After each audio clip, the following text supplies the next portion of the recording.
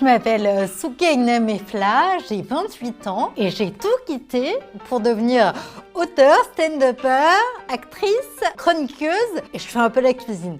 Voilà.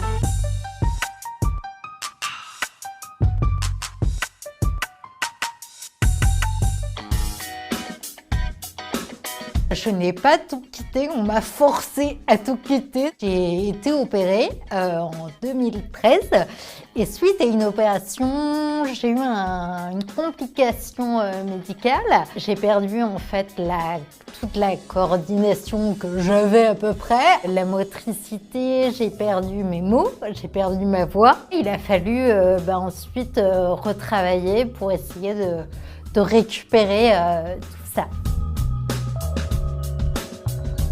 Juste avant l'opération, j'étais journaliste. Je devais partir au Yémen en août pour un reportage. Et puis, en fin de compte, je ne suis jamais partie. Je suis restée à l'hôpital.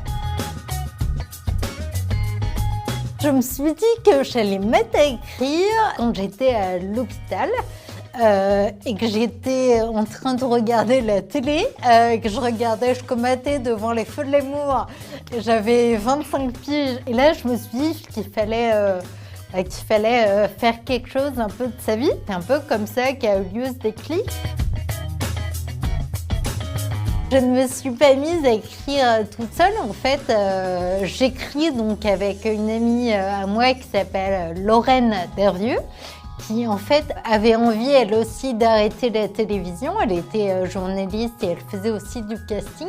Et à l'hôpital, du coup, elle venait pendant que je regardais les Feux de l'amour. On avait les Feux de l'amour en fond. Et puis on commençait un peu à écrire.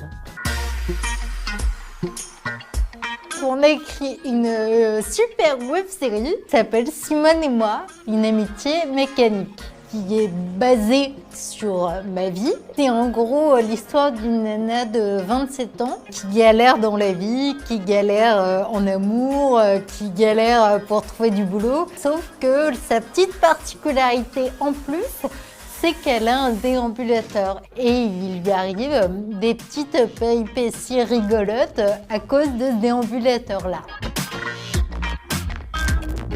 Notre série nous a emmenés au festival Cannes Série, où on a représenté la France. Trop bien! On n'a pas ramené la coupe à la maison, mais c'est pas grave. On était déjà hyper fiers de représenter la France. Ce qui est drôle, c'est que c'est mon incapacité qui m'a permis de me rendre compte que j'étais capable de faire pas mal de choses. Aujourd'hui, je t'avoue que quand je me lève le matin, je suis hyper happy.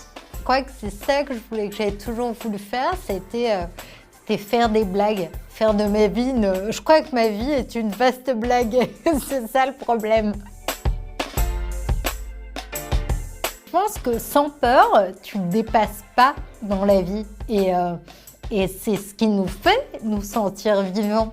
J'ai peur chaque jour que Dieu fait, mais j'essaie de dépasser cette peur pour avancer. Le seul et l'unique conseil que je peux donner aux personnes qui ont envie de tout quitter ou qui ont envie de se réinventer, c'est d'oser. Parce qu'un beau matin, on se réveille en étant aigri et c'est comme ça qu'on fait des gens malheureux et tristes. Donc osez pour être heureux. Soyez heureux, soyez heureux. Je suis chez Radio Nova dans l'émission des 30 Glorieuses avec Thomas Barbazan. Coucou Thomas. Vous pouvez aussi me voir à l'hôpital. Je joue le lundi à l'hôpital Bichat, le mardi à la Salpêtrière, le mercredi je suis à Pompidou. Je me lance dans le stand-up, dans le presque stand-up, parce que je suis pas totalement debout. Pour l'instant, on est en train d'écrire avec Lorraine. Donc à bientôt sur les planches, Inch'Allah.